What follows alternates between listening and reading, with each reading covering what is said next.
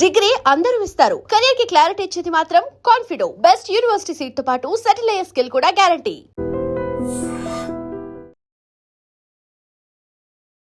నమస్తే, నేను Kavitha. Welcome to I dream news and నిజాలు. కర్ణాటకలో మరోసారి సీఎం కుర్చీ మారబోతోంది. ఇప్పటిదాకా సిద్ధరామయ్య ఉన్నారు, నెక్స్ట్ డీకే శివకుమారే కాబోతున్నారు అన్నప్పటికి కూడా ఆ సస్పెన్స్ ఇంకా కొనసాగుతోంది. డీకే పేరుని అఫీషియల్గా అనౌన్స్ చేయలేదు. అయితే ఫర్ ద ఫస్ట్ టైం చాలా కామ్గా, కూల్గా సిద్ధరామయ్య తప్పుకుంటున్నారు. ఇంతకుముందు జరిగినట్టుగా ఒక హెవీ డ్రామా, సస్పెన్స్ అనేది ఈసారి కనిపించట్లేదు. బట్ 1956 నుంచి చూసుకుంటే ఇప్పటిదాకా ఫుల్ టైం సర్వ్ చేసినటువంటి, అంటే 5 ఏళ్ల పాటు ఉన్నటువంటి సీఎంలు కేవలం 3 మాత్రమే కర్ణాటకలో ఎందుకు కనిపిస్తున్నారు? ఎందుకని ప్రతిసారి ఈ 5 ఏళ్లలో 2, 3 సీఎంలు కర్ణాటకలో మారుతున్నారు? మనతో పాటుగా ఉన్నారు సీనియర్ జర్నలిస్ట్ సురేష్ కొచ్చతిల్ గారు. సార్ నమస్తే. సో కర్ణాటక హిస్టరీ ఏంటి సార్? అంత విచిత్రంగా అనిపిస్తుందా? చాలా ఇంట్రెస్టింగ్గా ఉందా? ఎందుకలా 1956 నుంచి చూసుకుంటే ఇప్పటిదాకా ఇన్ని ప్రభుత్వాలు వచ్చాయి, బోల్డ్ అంతమంది సీఎంలు కనిపించారు. ఎందుకని 5 years టర్మ్ అనేది కేవలం 3 మాత్రమే కంప్లీట్ చేసుకున్నారు? కరెక్ట్. మీరు చెప్పినట్టు 1956 నుంచి చూసుకుంటే ఎస్ నిజలింగప్ప ఫస్ట్, దాని తర్వాత దేవరాజ్ అర్స్, అండ్ ఇప్పుడు సిద్ధరామయ్య గారు. దట్ ఆయన first term 2013-18. Second term complete చేయలేకపోయారు ఆయన. సో వీళ్ళు 3 ఉన్నారు. దీంట్లో మనకు తెలిసిన మటుకు ఎస్ నిజలింగప్ప అనే లీడర్ ఇందిరాగాంధీతో వాళ్ళు స్ప్లిట్ అయ్యి కాంగ్రెస్ స్ప్లిట్ చేసిన దాంట్లో ఉన్నారు. కామరాజ్, నిజలింగప్ప, చాలామంది వీళ్ళు 3-4 సీనియర్ లీడర్స్ కలిసి పార్టీ స్ప్లిట్ చేశారు ఆ టైంలో. ఇందిరాగాంధీ సపరేట్గా వెళ్ళిపోయింది, వీళ్ళేమో సపరేట్గా వెళ్ళిపోయారు. అప్పటి నుంచి చూసుకుంటూ వస్తే కర్ణాటకలో అక్కడ చాలా చాలా పెద్ద పెద్ద లీడర్స్ ఉన్నారు. వీరేంద్ర పాటిల్ కానీ, దేవరాజ్ అర్స్ కానీ, రామకృష్ణ హెగ్డే కానీ, ఎస్ బంగారప్ప, దేవేగౌడ, చూస్తే కుమారస్వామి, చాలా పెద్ద పెద్ద లీడర్లు ఉన్నారు. కానీ ఎవ్వరు ఫుల్ టర్మ్ సర్వ్ చేయలేకపోతున్నారు. కర్ణాటక అది ఒక కర్స్ అనుకుంటాను అది. ఎందుకంటే మాకు ఇంకెక్కడ మీకు కనిపించదు ఇది. మీకు ఒక సీక్వెన్స్గా తీసుకెళ్తాను నేను. ఫర్ ఎగ్జాంపుల్ నిజలింగప్ప గారు మన అందరు తెలిసిందే, చాలా వెటరన్ కాంగ్రెస్ మ్యాన్. ఆయన ముఖ్యమంత్రిగా 1958లో ఆయన ప్రమాణ స్వీకారం చేశారు. కానీ ఆ టైంలో అక్కడ లింగాయత్ ఎమ్మెల్యేస్ అందరు కలిసి ఒక గ్రూప్ ఫామ్ చేసి పెద్ద గొడవ చేశారు. దాని తర్వాత కాంగ్రెస్ హైకమాండ్ ఏం చేశారంటే ఆయన్ని నిజలింగప్పని రిజైన్ చేపించేసి BD Jatti, later became the vice president of India, ఆయన్ని ఆ పదవికి తీసుకొచ్చారు. సో నిజలింగప్ప గారు ఫస్ట్ టర్మ్ 1962 to 1968 తర్వాత వచ్చారు ఆయన. ఇంకా ఇక్కడ ఈ 58లో ఆయన రిజైన్ చేశారు ఆ టర్మ్లో. దాని తర్వాత మనం చూస్తే 71లో వీరేంద్ర పాటిల్ ఫస్ట్ టైం ముఖ్యమంత్రి అయ్యారు. ఆ టైంలో ఆయన కాంగ్రెస్ పార్టీ స్ప్లిట్ అయినప్పుడు మనకు అందరూ తెలుసు 69లో వీరేంద్ర పాటిల్ గారు లింగాయత్ రిప్రజెంటేటివ్గా ముఖ్యమంత్రి పదవి తీసుకున్నారు. కాంగ్రెస్ ఆర్గనైజేషన్ అని చెప్పి ఒక పార్టీ ఉండే టైం, కాంగ్రెస్ ఓ అని, ఆ ఫ్యాక్షన్తోనే ఆయన కలిసి ముఖ్యమంత్రి అయ్యారనమాట. కానీ ఇందిరాగాంధీ గారు 1971 జనరల్ ఎలక్షన్లో చాలా పెద్ద మ్యాండేట్తో వచ్చారు. ఆమె వచ్చిన తర్వాత ఏం చేశారంటే వీళ్ళ పార్టీలో ఉన్న చాలామంది ఎమ్మెల్యేస్ డిఫెక్ట్ అయ్యారు, ఇందిరాగాంధీ వైపు వెళ్ళిపోయారు. వెళ్ళిపోయిన తర్వాత ఈయన ముఖ్యమంత్రి పదవి నుంచి రాజీనామా చేయాల్సి వచ్చింది. అంటే presidents rule, first time presidents rule impose చేసింది కర్ణాటకలో.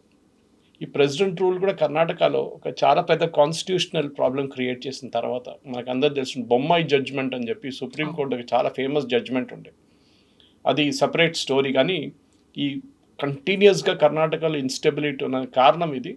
అక్కడ కర్ణాటక పాలిటిక్స్లో ఈ 2 కమ్యూనిటీస్ డామినేట్ చేస్తారు. ఇప్పుడు మన దగ్గర కూడా రెడ్డిలు, కమ్మారు అంటారు, తర్వాత ఆంధ్ర వైపు కాపు అంటారు. కానీ మోస్ట్లీ ఈ 2 కమ్యూనిటీస్ 3 కమ్యూనిటీస్లో ఉంటుంది, డివైడ్ చేసుకుంటారు వాళ్ళు పవర్. లింగాయత్, ఒక్కలిగా అక్కడ Kuruba is very small community, 2-3% population. So politically and financially and mutt support, వీళ్ళ కర్ణాటకలో పాలిటిక్స్ అంతా కంట్రోల్ చేసేది మఠాలు.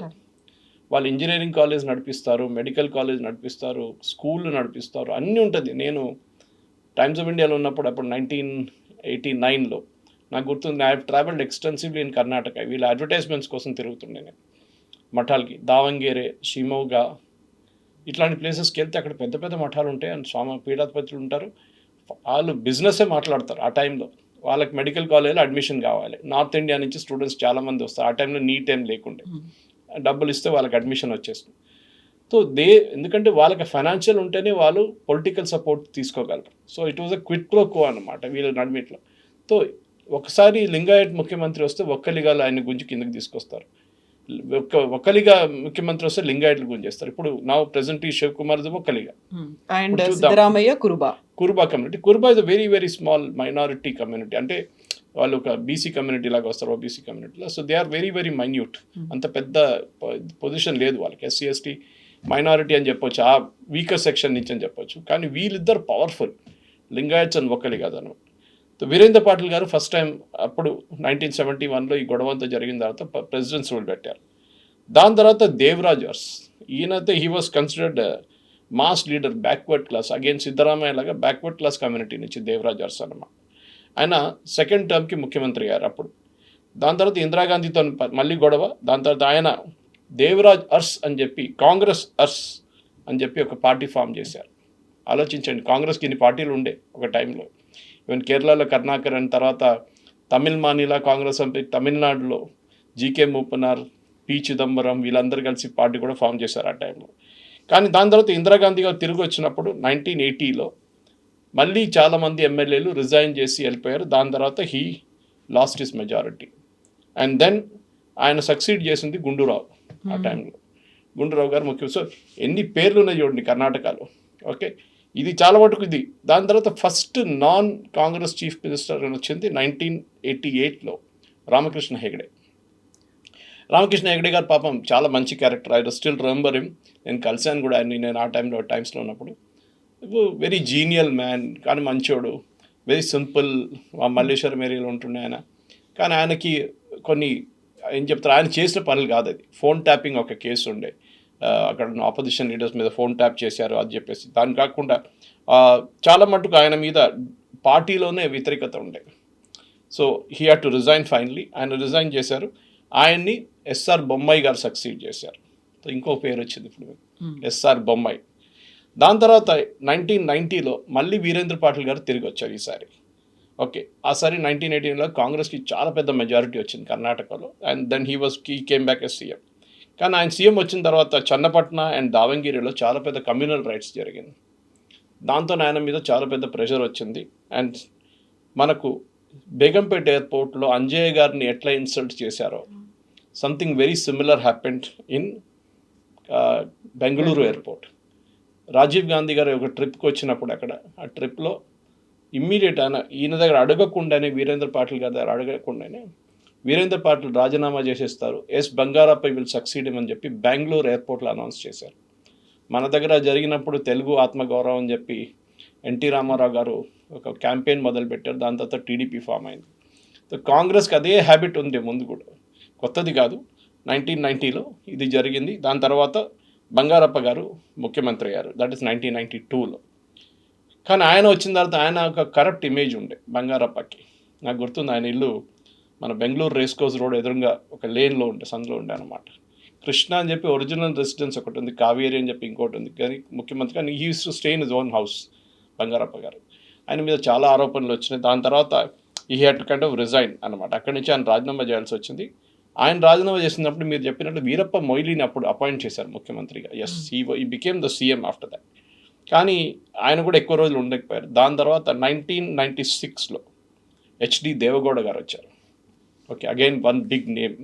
తర్వాత ప్రధానమంత్రి గారు ఆయన అయ్యారు. కానీ ఆయన కూడా 1996 వర్డికి చాలా అంత మెజారిటీ లేకుండే, కానీ నేషనల్ లెవెల్లో ఆయన ప్రధానమంత్రిగా ప్రపోజ్ చేశారు కోalition గవర్నమెంట్. ఆయన రాజీనామా చేసి he went on to become prime minister. ఆ టైంలో ఐ థింక్ నాకు గుర్తు జేహెచ్ పాటిల్ గారిని అపాయింట్ చేశారు. JH Patil became the chief minister of Karnataka. ఎంతమంది పేర్లు చూడండి. అండ్ తర్వాత మళ్ళీ కుమారస్వామి అయ్యారు. దెన్ దాని తర్వాత యాక్చువల్లీ 2006లో ధరమ్ సింగ్ ముఖ్యమంత్రి అయ్యారు. ఓకే, అదొక అక్కడ కూడా ఒక ఫ్రాక్చర్డ్ మ్యాండేట్ ఉండే, మెజారిటీ ఎక్కువ లేకుండే, కానీ కోalition గవర్నమెంట్ ఉండే జేడీఎస్తో. కానీ 2006లో కుమారస్వామి మళ్ళీ గేమ్ మొదలుపెట్టారు, సపోర్ట్ విత్డ్రా చేశారు, గవర్నమెంట్ పడిపోయింది. దాని తర్వాత కుమారస్వామి బీజేపీ సపోర్ట్ చేసుకొని ఆయన ముఖ్యమంత్రి అయ్యారు అనమాట. కానీ దాని తర్వాత కూడా మనం చూసాం, కుమారస్వామి 2007లో 20 నెలలు కంప్లీట్ చేసిన తర్వాత కుమారస్వామి అండ్ బీజేపీ నడిమిట్లో ఒక అగ్రిమెంట్ ఉండే, శివసేనతో ఉన్న అట్లనే సేమ్ అగ్రిమెంట్ మేము పవర్ ట్రాన్స్ఫర్ చేస్తాం మీకు అని సీట్ చెప్పి. షేరింగ్ అనేది ఇక్కడ ఇప్పుడు సిద్ధరామయ్య అండ్ డీకేఎస్ నడిమిట్లు కూడా ఒక అగ్రిమెంట్ ఉండే అట్లాంటిది. అదే ప్రాబ్లం క్రియేట్ చేస్తుంది ఈసారి. సో ఇట్లాంటి పరిస్థితుల్లో ఇప్పుడు మనం ఏం చూస్తున్నాం అంటే that entire thing after completing 20 months Kumaraswamy గారు రిఫ్యూజ్ చేశారు. దాని తర్వాత ఆయన రాజీనామా చేశారు. అండ్ నెక్స్ట్ యడ్యూరప్ప గారిని ముఖ్యమంత్రిగా స్వేరింగ్ చేశారు. ఇప్పుడు అది యడ్యూరప్ప బీజేపీ టర్న్ కి వచ్చేసింది. ఇప్పటిదాకా కాంగ్రెస్ మారుస్తూ వచ్చింది, తర్వాత బీజేపీ వచ్చింది. సో 2007లోనే బీజేపీ కర్ణాటకలో ఫస్ట్ స్టెప్స్ మొదలు పెట్టారు. ఇన్ఫాక్ట్ వాళ్ళ ఫుల్ ఫ్లెజ్ గవర్నమెంట్ లేకుండే అప్పుడు కూడా. కానీ యడ్యూరప్ప గవర్నమెంట్ ఎక్కువ రోజులు ఉండలేదు. వాజ్పేయి గారు లాగా ఒక 13 నెలల రోజులు కూడా ఉండలేదు. 7 రోజుల్లో గవర్నమెంట్ పడిపోయింది. ఎందుకంటే జేడీఎస్ సపోర్ట్ విత్డ్రా చేశారు. గేమ్స్ చూడండి, కుమారస్వామిని రాజీనామా చేయించారు. రాజీనామా చేసి ఈయనని స్వేరింగ్ చేయించారు. కుమారస్వామి సపోర్ట్ ఇచ్చారు. With in 7 days support withdraw so చేసుకున్నారు. ఒక చిన్నపిల్లల గేమ్ ఉంటుంది, టిట్ ఫర్ టాట్ అంటారు, అలా ఉంటుంది. హర్యానాలో ఇప్పుడు మనం ఆయారాం గయారాం అంటాం హర్యానా పాలిటిక్స్ గురించి. కానీ హర్యానా కన్నా దారుణ పరిస్థితి కర్ణాటకలో ఉందన్నమాట. దాని తర్వాత 2008 నుంచి 2013లో ముగ్గురు ముఖ్యమంత్రులు ఉన్నారు. Yeddyurappa, DV Sadanand Gowda and Jagadish Shettar. ముగ్గురు, that is BS Yeddyurappa, DV Sadanand Gowda and Jagadish Shettar. ఇది ఎందుకు జరిగింది అనేది మనం ఒక అనలైజ్ చేసుకోవాలి. ఫస్ట్ యడ్యూరప్ప గారు వచ్చారు, కానీ ఆయన వ్యతిరేకంగా కొంచెం ఆరోపణలు వచ్చినాయి. దట్ లోకాయుక్త కేసు రిజిస్టర్ చేశారు, mining case, illegal mining case అని చెప్పేసి. సో బీజేపీ హైకమాండ్ ఆయన్ని రాజీనామా చేపించి ఒక లైట్ వెయిట్ లీడర్ లాగా సదానంద్ గౌడ గారిని కూర్చోబెట్టారు. కానీ ఆయన కూడా 11 నెలల్లో రిజైన్ చేసి వెళ్ళిపోయారు, ఆయన పార్టీ పాలిటిక్స్ తట్టుకోలేక. దాని తర్వాత జగదీష్ షెట్టార్ని ముఖ్యమంత్రి చేశారు. He was also very light weight person. ఆయన ఫైనల్ టర్మ్ కంప్లీట్ చేశారు. దాని తర్వాత బీజేపీ మళ్ళీ రాలేదు. జరిగింది ఏంటంటే కుమారస్వామి గారు 2019-23లో అగైన్ హంగ్ వర్డిక్ట్ ఉండే, కర్ణాటకలో ఫుల్ ఫ్లెజ్ మెజారిటీ లేకుండే. దాని తర్వాత కాంగ్రెస్ అండ్ జేడీఎస్ కలిసి గవర్నమెంట్ ఫామ్ చేశారు. టిపికలీ తర్వాత 17 ఎమ్మెల్యేలు రిజైన్ చేశారు పార్టీ నుంచి. దాని తర్వాత గవర్నమెంట్ పడిపోయింది. సో యడ్యూరప్ప గారు తిరిగి వచ్చారు మళ్ళీ. ఓకే, యడ్యూరప్ప గారు వచ్చారు, ఆయన కూడా ఉన్నారు. కానీ ఆయన్ని విత్ ఇన్ ఫ్యూ మంత్స్ ఆయన కూడా రాజీనామా చేయించారు BJP leadership. He was asked to step down. And 2021లో బసవరాజ్ బొమ్మాయి గారు ముఖ్యమంత్రి అయ్యారు. దాని తర్వాత సిద్ధరామయ్య గారు గవర్నమెంట్. సో ఆలోచించండి, ఇంత పెద్ద ఒక స్టోరీ ఉంది కర్ణాటకలో. ఒక స్టేబుల్ పాలిటిక్స్ అనేది ఆ స్టేట్లో ఎప్పుడు రాలేదు. పాసిబ్లీ ఇంత పవర్ఫుల్ స్టేట్ ఉండి కూడా కర్ణాటకలో ముందు 2 పార్టీలు ఉండే, జేడిఎస్ అండ్ కాంగ్రెస్. సిద్ధరామయ్య గారు వచ్చిన జేడిఎస్ నుంచి, ఆయన జేడిఎస్ నుంచి ఎక్స్పెల్ చేశారు ఆయన్ని. అప్పుడు సోనియా గాంధీ కాంగ్రెస్లో తీసుకున్నారు. దానికోసం చూడండి, నిన్న మన డీకే శివకుమార్ ఒక స్టేట్మెంట్ ఇష్యూ చేశారు. And I tweeted about it. చాలా మటుకు ఒక image something very similar to what happened with Himanta Biswa Sharma అస్సాంలో. హిమంత బిశ్వ శర్మకి ఆ టైంలో తరుణ్ గొగోయ్తో పెద్ద ప్రాబ్లం ఉంది. తరుణ్ గొగోయ్ గారు ముఖ్యమంత్రి ఉన్నారు. Himanta Biswa Sharma was number 2 in Assam, Congress leader. ఆయనకి ప్రాబ్లం డిస్కస్ చేయడానికి రాహుల్ గాంధీ దగ్గర అపాయింట్మెంట్ అడిగారు. ఢిల్లీకి వచ్చి అస్సాం భవన్లో ఉన్నారు. 3 రోజులు రాహుల్ గాంధీ కలవలేదు. 3వ రోజు పిలిపించి రమ్మని చెప్పారు. కానీ డిస్కషన్ నడిమిట్లో ఆయన అసలు ఈయన ప్రెజెన్స్ కూడా పట్టించుకోలేదు. హిమంత బిశ్వ శర్మ పక్కన ఉన్నారని కూడా పట్టించుకోకుండా రాహుల్ గాంధీ కుక్కకి బిస్కెట్లు తినిపిస్తున్నారు. లాస్ట్ మన అందరు తెలిసింది ఆ స్టోరీ. అదే బిస్కెట్లు ఆయన హిమంత బిశ్వ శర్మకి ఆఫర్ చేశారు. ఆయన కోపం వచ్చి అక్కడి నుంచి వాకౌట్ చేసి స్ట్రైట్ అవే బీజేపీలో వెళ్ళిపోయారు. Now it's Himanta Biswa Sharma is all powerful in north east, Assam ఒకటే కాదు. ఇదే ఆల్మోస్ట్ జరిగింది మొన్న. 3 రోజులు డీకే శివకుమార్ గారు ఢిల్లీలో ఉన్నారు రాహుల్ గాంధీని కలవలేదు. He refuse to meet.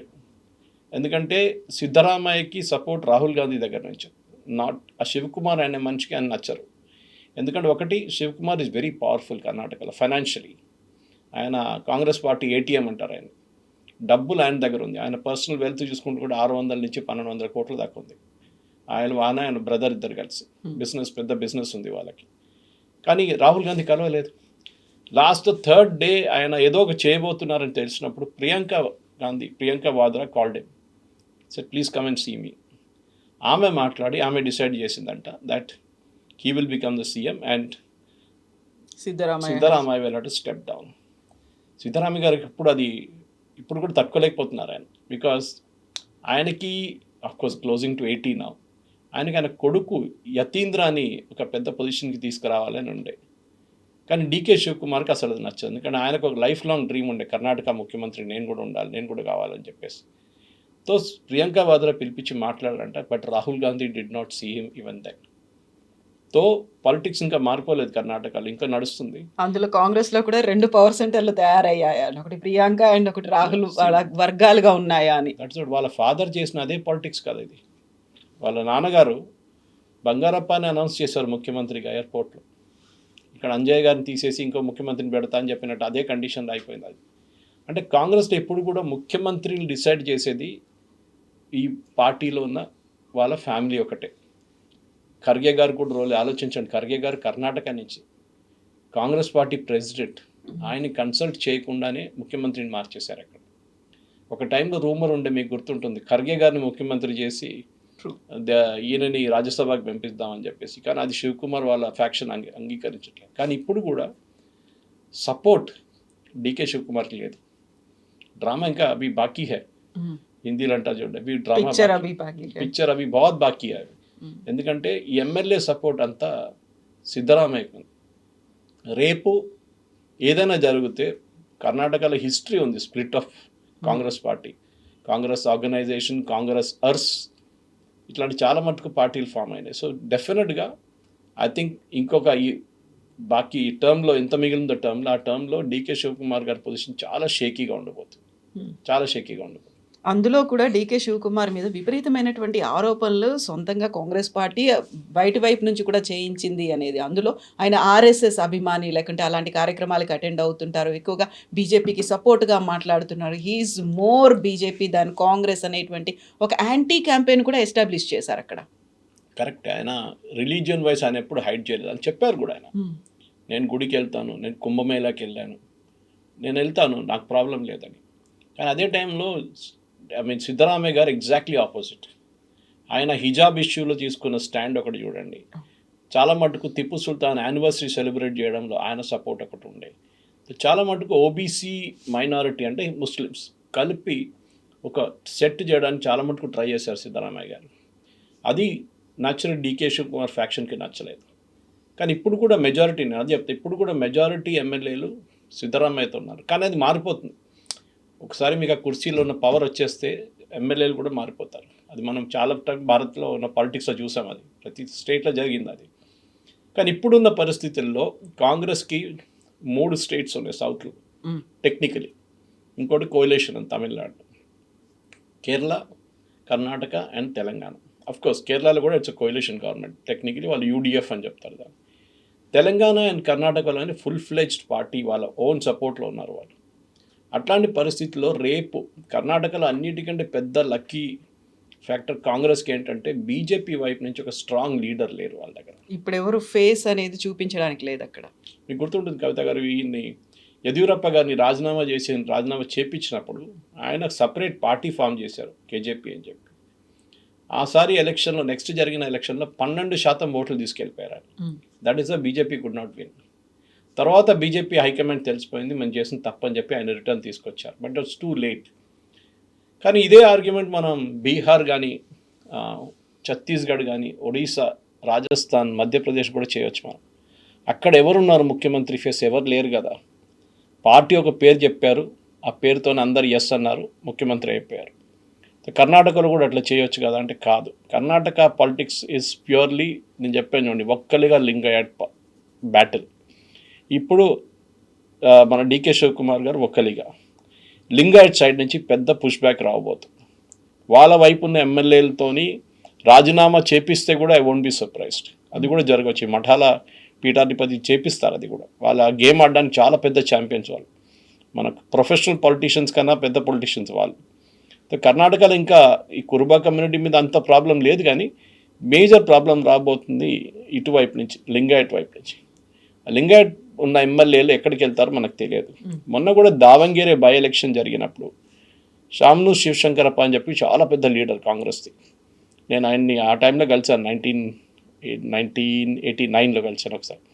ఆయన అక్కడ పెద్ద మెడికల్ కాలేజ్ నడిపిస్తాడు దావంగేరేలో, కాకుండా ఇంజనీరింగ్ కాలేజ్ అన్నీ ఉన్నాయి ఆయనకి. అండ్ ఈ వాజ్ లోకల్ ఎమ్మెల్యే. ఆయనకి బెంగళూరులో తాజ్ వెస్ట్ ఎండ్ అని చెప్పి ఒక 5 స్టార్ ప్రాపర్టీ ఉంది, రేస్ కోర్స్ ఎదురుగా. అక్కడ ఆయనకు ఒక room through out the year book ఉంటుంది. అంత ఫైనాన్షియలీ పవర్ఫుల్ మనిషి ఆయన. అక్కడ 2 సార్లు కలిశాను నేను. సో జామ్ను శివశంకర్ అంటే ఆయనకి దావంగేరే మొత్తం చుట్టుపక్కల ఏరియాస్ అంతా ఆయన దగ్గర ఉంటుంది, షిమోగా అంతా. కానీ ఇప్పుడు రీసెంట్లీ అక్కడ జరిగిన పాలిటిక్స్లో వాళ్ళ ఫ్యామిలీ నుంచి వాళ్ళ కొడుకు కానీ వాళ్ళ టికెట్ కోసం చాలా పెద్ద గొడవ జరిగింది బై ఎలక్షన్లో. కానీ లాస్ట్లో వచ్చింది అనుకోండి టికెట్. కానీ అక్కడున్న కొంతమంది ముస్లిం లీడర్స్ వ్యతిరేకంగా పోటీ చేయడానికి వెళ్ళారు. అది కాంగ్రెస్లో మళ్ళీ ఒక ఫ్యాక్షనిజం చూపిస్తుంది అక్కడ. అంటే ఫస్ట్ జనరేషన్ నుంచి సెకండ్ జనరేషన్కి వచ్చేటప్పుడు కాంగ్రెస్లో చాలా మటుకు ప్రాబ్లమ్స్. యతీంద్ర గురించి మాట్లాడుతున్నారు, బీజేపీలో అదే ప్రాబ్లం ఉంది. మన యదురప్ప గారు ఆయన కొడుకు, is not powerful at all. బీజేపీలో ప్రెసిడెంట్ అది ఇది అంటారు కానీ ఆయనకంత పవర్ లేదు ఇప్పుడు. సో బీజేపీ వైపు అన్నిటికంటే పెద్ద ప్రాబ్లం ఏంటంటే వాళ్ళ దగ్గర ఒక కొత్త లీడర్.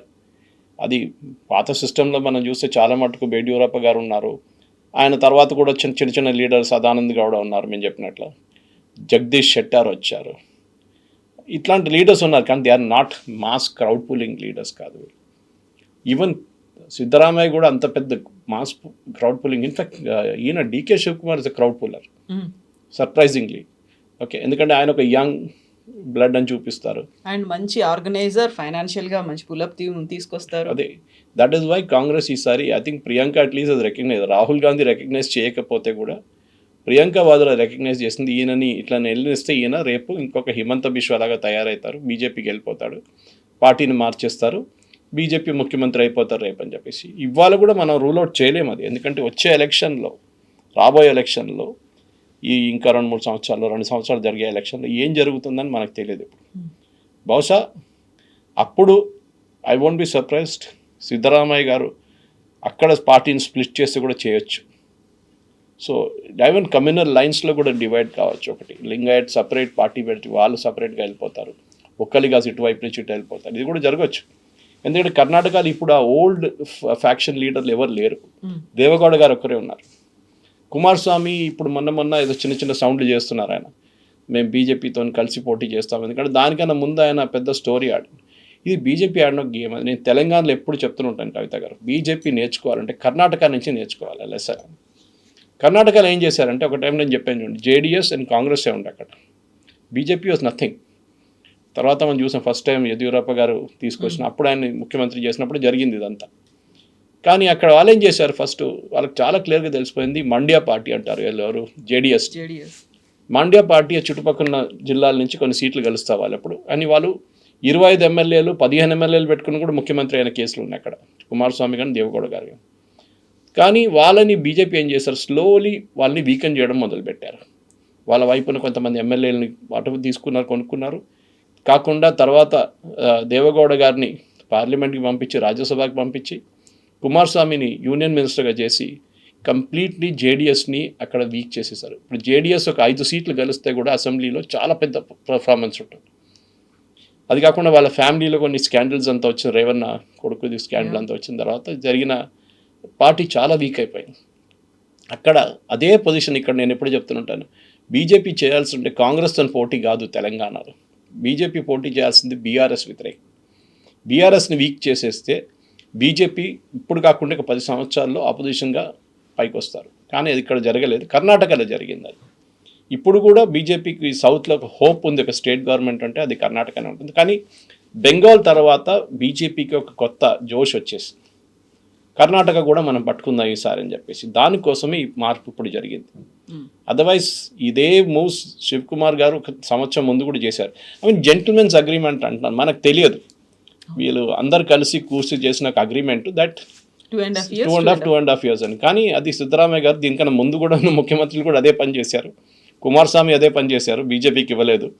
దాని తర్వాత ఆయన్ని రాజీనామా చేయించారు, ఈసారి సిద్ధరామయ్య గారిని రాజీనామా చేయించారు. సో కర్ణాటక పాలిటిక్స్ అది చెప్తారు కదా, హిస్టరీ తిరిగి వస్తుందని, history always comes back, history repeats itself. So we are seeing this one, the first time is a tragedy, the second time is a comedy అంటారు. అదే కర్ణాటకలో ఎప్పుడు జరుగుతుంది. ఈ 2.5 years మాత్రమే కాదు, నెక్స్ట్ రాబోయేటువంటి అసెంబ్లీ ఎలక్షన్స్ మీద కూడా ఫోకస్ పెట్టాల్సిన అవసరం ఉంటుంది. చాలా ప్రెస్టీజియస్గా కాంగ్రెస్ తీసుకుంటుంది. ఎట్ ద సేమ్ టైం ఇప్పుడున్నటువంటి క్లాషెస్ కావచ్చు, ఒక క్రైసిస్, దీన్ని బీజేపీ తనకు ఒక బెనిఫిట్గా ఎలా అవుతుంది అనేది చూసుకొని వెళ్ళాలి అనుకుంటే కర్ణాటకలో ఇంకొక హిస్టరీ కూడా ఉంది అని 40 ఇయర్స్లో ఏ పార్టీ కూడా మళ్ళీ సెకండ్ టర్మ్ కన్సిక్యూటివ్గా రాలేదు అనేది, ఒక 5 ఇయర్స్ తర్వాత మళ్ళీ రిపీట్గా కుదరలేదు, ఇంకా వేరే పార్టీ వచ్చింది అనేది. సో ఇప్పుడు మళ్ళీ దాన్ని రివర్స్ చెయ్యాలి అంటే చాలా పెద్ద ఎత్తున ఒక ఎక్సర్సైజ్ అయితే 2 పార్టీస్ నుంచి జరగాలి. ఇంకా డెఫినెట్గా, ఎందుకంటే మనది కేరళలో కూడా చూస్తాం. ఇప్పుడు కేరళలో 2 ఫ్యాక్షన్స్ ఉంటాయి ఇప్పుడు అక్కడ, అంటే 2 ఫ్రంట్స్, ఒకటి ఎల్డిఎఫ్, ఒకటి CPM LDF left democratic front, Congress Muslim League united democratic front. ఒకసారి వీళ్ళు కలిస్తే నెక్స్ట్ టైం వాళ్ళు కలుస్తారు, నెక్స్ట్ టైం వీళ్ళు. కానీ ఫస్ట్ టైం లాస్ట్ 2 సెషన్స్లో పినరాయి విజయన్ సిపిఎం లీడ్ చేసి గెలిపించారు. అది చాలా పెద్ద ఒక ట్విస్ట్ అది, ఎందుకంటే లోక్సభలో 20లో 19 సీట్లు తీసుకెళ్ళిపోయారు యూడిఎఫ్ 2 సార్లు, 2019లో 2024లో. కానీ అసెంబ్లీకి వచ్చినప్పుడు ఓడిపోతున్నారు. ఇది అక్కడ కేరళలో ఉన్న పాలిటిక్స్, వాళ్ళ లోకల్ పాలిటిక్స్ చెప్పొచ్చు మనం. కానీ కర్ణాటకలో ఇప్పుడు మనం చూస్తున్నాం, ఎందుకంటే ఈ కర్ణాటక అసెంబ్లీలో రాబోయే ఎలక్షన్లో ఎన్ని సీట్లు గెలుస్తారు అనేది చాలా పెద్ద ఒక క్వశ్చన్. ఇప్పుడు ఈ ఫస్ట్ ఎలక్షన్ జరిగినప్పటి నుంచి ఇప్పుడు దాకా నేను అదే చూస్తున్నాను, నంబర్లు చూస్తే ఇప్పుడు వీళ్ళకి 224లో ఇండియా అలయన్స్కి 140 సీట్లు ఉన్నాయి, దాంట్లో కాంగ్రెస్కి 136, అండ్ ఆపోజిషన్లోనే ఎన్డీఏకి 81, దాంట్లో బీజేపీకి 63, జేడీఎస్కి 18 సీట్లు వచ్చినాయి అనమాట. సో ఈ స్ట్రక్చర్లో వీళ్ళు ఎన్ని రోజులు తీసుకెళ్తారు, ఇంకా ముందుకు వెళ్ళగానే ఈ 124 గ్యాప్ కర్ణాటకలో యాజ్ వాజ్ డన్ ఇన్ మన బెంగాల్లో ఇదే జరిగితే ఏం జరుగుతుంది అనేది ఒక పెద్ద ప్రశ్న. సో రాబోయే అసెంబ్లీ ఎలక్షన్లో డెఫినెట్గా ఐ థింక్ బీజేపీ వాళ్ళ వైపు నుంచి ఎఫర్ట్స్ పెడతారు కర్ణాటకలో గవర్నమెంట్ ఫామ్ చేయడానికి, ఎందుకంటే నార్త్ కంప్లీట్గా సాచ్యురేట్ అయిపోయింది. ఎక్కడుంది, ఒక జార్ఖండ్ ఒకటే మిగిలింది, ఒక హిమాచల్ ప్రదేశ్ మిగిలింది. అది ఇవాళ లేకుంటే రేపు పడిపోతుంది ఆ గవర్నమెంట్. కానీ సౌత్ ఇప్పుడిప్పుడు స్టాలిన్ ముందు చెప్తుండే, దాని తర్వాత ఈవెన్ ఇక్కడ రేవంత్ రెడ్డి గారు చెప్తున్నట్టు సౌత్ అంతా సపరేట్, సౌత్ కాంగ్రెస్తో ఉందని. ఫస్ట్ బ్రేక్ చేయడానికి వాళ్ళు ట్రై చేయబోతున్నది కర్ణాటకలో. దానికోసం బీజేపీ గేమ్ ఆడుతున్నారు. కానీ దానికన్నా ముందు వాళ్ళకి ఇంకా పెద్ద ఎలక్షన్ ఉత్తరప్రదేశ్లో ఒకటి ఉంది 2027లో, ఆ ఎలక్షన్ మీద కూడా కాన్సన్ట్రేట్ చేస్తున్నారు. కానీ అక్కడ చాలా క్లియర్గా నితిన్ నబీన్ గారు ఆల్రెడీ అనౌన్స్ చేశారు, it will be Yogi Adityanath who lead the election. అక్కడ మోదీ గారు మేజర్ క్యాంపెయిన్ చేయక్కర్లేదు అని చెప్పిన మాటకు వస్తారులే ఆయన క్యాంపెయిన్ చేయడానికి. అండ్ అమిత్ షా గారు కూడా ఉంటారు ఎట్లయినా క్యాంపెయిన్లో, వాళ్ళ కంప్లీట్ పార్టీ మిషనరీ ఉంటుంది.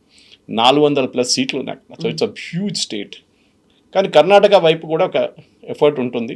అండ్ బహుశా మనం బెంగాల్ ఇంపాసిబుల్ అనుకున్న బెంగాల్లో కలిస్తే కర్ణాటకలో కూడా అది జరగవచ్చు. అండ్ ఐ థింక్ సిద్ధరామయ్య గారిని మార్చిన ఒక వే ఇట్ వాజ్ డన్, అది చాలామంది కర్ణాటకలో నచ్చలేదు. వాళ్ళందరూ అదే బంగారప్ప గారిని ముఖ్యమంత్రి చేసిన ఆ సిచ్యువేషన్లోనే ఇది కూడా అదే జరుగుతుంది. ఈ స్టేట్లో దీనికన్నా ముందు కూడా కాంగ్రెస్ హైకమాండ్ చాలా మటుకు చాలా ఇర్రేషనల్గా బిహేవ్ చేశారని ఒక ఆరోపణ ఉంది.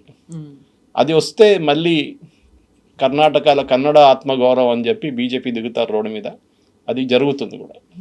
ఒకవేళ డీకే శివకుమారే సీఎం అవుతున్నారు అనుకుంటే ఆయన మీద ఒక బాధ్యత కూడా పెట్టబోతోంది కాంగ్రెస్ పార్టీ. నెక్స్ట్ టర్మ్ మళ్ళీ మీరే తీసుకురావాలి, ఆ రెస్పాన్సిబిలిటీ మీదే. అలాంటి క్రౌడ్ పుల్లింగ్ కావచ్చు, లేకపోతే గవర్నమెంట్కి రావాల్సినటువంటి ఆ పథకాలు కావచ్చు, కార్యక్రమాలు అన్నీ కూడా ఈ శివకుమారే చేయాల్సి ఉంటుంది అని. కరెక్ట్, ఎందుకంటే 2023 జరిగిన election last, so just before Lok Sabha జరగబోతుంది, దానికి మన తెలంగాణతోనే ఆల్మోస్ట్ ఈక్వల్. సో ఆ ప్రెషర్లో ఉంటారు వాళ్ళు, ఎందుకంటే 2029 ఇస్ అ రిటర్న్ గేమ్ అంటున్నారు ఆల్మోస్ట్ అందరు పొలిటికల్ కామెంటేటర్స్. వెస్ట్ బెంగాల్ జరిగిన తర్వాత బీజేపీకి ఇంకా అంత పెద్ద ప్రెషర్ ఏం లేదు. ఈ ఆయిల్ ప్రెషర్ కొంచెం ఇప్పుడు ఉంది, అది బాస్ హ్యాండిల్ చేస్తే state of Hormuz next week open అవుతుంది అంటున్నారు. అది ఓపెన్ అయితే ప్రైసెస్ తగ్గిపోతుంది, దాని తర్వాత సిచ్యువేషన్ మళ్ళీ తిరిగి నార్మల్కి వచ్చేస్తుంది. సో 2029లో ఛాలెంజ్ ఎక్కువ లేదు బీజేపీకి, ఎందుకంటే 3 పెద్ద స్టేట్స్లో, అంటే యూపీ ఇంకా మనకు తెలియదు కానీ మహారాష్ట్ర అండ్ వెస్ట్ బెంగాల్, ఈ 2 స్టేట్స్లో వాళ్ళు చూసుకున్నారు. వాళ్ళ వైపు నుంచి ఇంకా ఈసారి 20 నుంచి 30 నుంచి 40 ఎమ్మెల్యేలు ఇంక్రీజ్ కావచ్చు. దాంతో బీజేపీకి కంఫర్ట్, లాస్ట్ టైం 240 దగ్గర వచ్చి ఆగారు. సో ఈసారి ఈ 2 స్టేట్స్ కలిపి 270 పార్ తీసుకెళ్ళిపోతారు, 280 దాకా. మిగతా రావాల్సింది యూపీ నుంచి ఇంకా ఒక 30 సీట్లు వచ్చేస్తే, వాళ్ళు లాస్ట్ టైం ఓడిపోయిన సీట్లు వస్తే they will cross the 300 mark. ఇది బీజేపీ టార్గెట్. ఇది దాంట్లో ప్రాబ్లం ఎక్కడ వస్తుందంటే కాంగ్రెస్కి సౌత్లో ఇప్పుడు దాకా డిఎంకే చాలా మటుకు సపోర్ట్ ఇచ్చారు లోక్సభలో, కానీ ఈసారి డిఎంకే ఏం చేస్తారో మనకు తెలియదు. కర్ణాటకలో కూడా అదే. కర్ణాటకలో ఫర్ ఎగ్జాంపుల్ బీజేపీ లోక్సభలో బాగానే పర్ఫామ్ చేస్తారు వాళ్ళు. అంత పెద్ద అసెంబ్లీ లాగా పర్ఫార్మెన్స్ అంత దారుణం లేదు వాళ్ళ పరిస్థితి. కానీ డెఫినెట్గా అక్కడ కూడా బీజేపీ 50-50 తీసుకెళ్ళిపోతే కాంగ్రెస్ పరిస్థితి ఈసారి 100 సీట్లు ఉన్నది తగ్గి 75 లేకుంటే 70 దాకా కూడా రావచ్చు వాళ్ళ కాంగ్రెస్ పర్ఫార్మెన్స్. అది చాలా మటుకు డేంజరస్. ఎందుకంటే ఒకసారి అది జరిగితే 2029 మళ్ళీ బీజేపీ గెలిస్తే మోదీ గారు లీడర్షిప్లో గెలుస్తారో లేకుంటే అమిత్ షా గారు ప్రధానమంత్రి అవుతారో ఎవరైనా కావచ్చు, గతంలో యోగి ఆదిత్యనాథ్ అది వస్తారో అది అన్నీ ఉంటుంది. సో డెఫినెట్గా దాట్ ఈస్ అ పాసిబిలిటీ, లేదని మనం డిస్కౌంట్ చేయలేం దాన్ని. కానీ అట్ ద సేమ్ టైం మనం కర్ణాటక పాలిటిక్స్లో సౌత్లో మళ్ళీ బీజేపీ ఒక పట్టు సాధించడానికి కర్ణాటక మళ్ళీ రిపీట్ చేస్తే దాంట్లో ఫుల్ ఎఫర్ట్ పెడితే డౌట్ కూడా లేదు. ఆయారాం గయారాం లాగా కర్ణాటక పాలిటిక్స్లో మనం చూసాం 56 నుంచి నిజలింగప్ప గారి నుంచి ఇప్పుడు సిద్ధరామయ్య గారి దగ్గర నుంచి ఒక ఆల్మోస్ట్ ఒక 18 నుంచి ముఖ్యమంత్రులు మారారు, 16 నుంచి 18. ఇప్పుడు కూడా ఇంకోసారి ఇది కూడా జరగవచ్చు ఈసారి. Yes, sir. Thank you so Thank you. much. Thank you.